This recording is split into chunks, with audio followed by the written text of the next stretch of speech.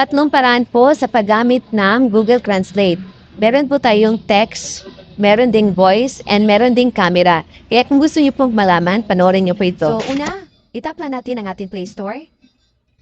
So, dito sa search engine, itong magnifying glass, isearch natin dyan ang Translate. Tap lang natin ang Translate. Then, ang dapat na i-install nyo is itong Google Translate, ito.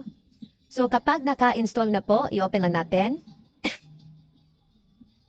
So dito guys, may tatlong paraan po para magamit natin sa pag-translate ang translate apps na ito. So, ipapakita ko po sa inyo ang una. Enter text. So, for example, Filipino kayo. Iset natin sa Filipino. Then, for example, nasa Amerika kayo. So, iset natin sa English. So, ayan. So, mag-upisa na po tayo. Enter text natin. So, magtanong na po tayo, saan ba dito ang embassy? So, automatic po na magre-reply po siya or magta-translate po siya to English. Where is the embassy? So, again, delete lang natin. Ano ang pangalan mo?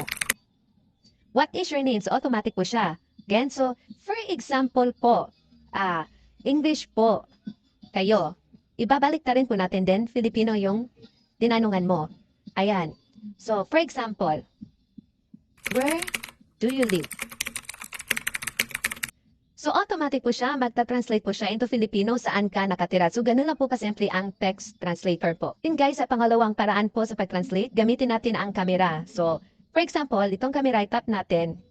Ayan, so may nakasulat akong market. So, English tayo, from English to Filipino translate. Ayan, so itap lang natin sa camera ang market. So, magiging merkado na po siya. So, if ever na English po siya, ayan, nasaan ang embahada? Ayan, so, ang tanong natin kasi is, where is the embassy? So, ganun na po siya kasimple guys sa paggamit ng camera. So, ngayon guys, ang tatlong paraan po, gagamitan po natin ng voice. So, itap lang natin itong mic. Ayan.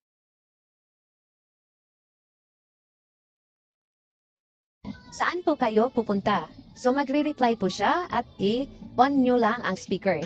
録画されたら話しましょう. Ayan.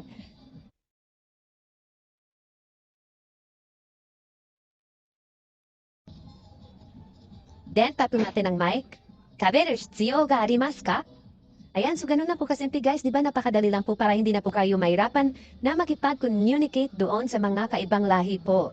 If ever po na kapag i-search nyo dito ang lingwahe or language dito, ay wala siya, if ever nandito sa baba, kailangan nyo siyang i-download para automatic na ma-visible po dyan at pwede nyo siyang magamit. So example ditong si Afrikaans, i-click nyo lang ang arrow down para mag-download, tap nyo lang ang download. Ayan. So kapag downloaded na po yan siya, mag-check po yan siya. So dito pwede nyo nang gamitin si Afrikaans. So for example, saan ka pupunta? Yan. So automatic po magta-translate siya, warga anjehin.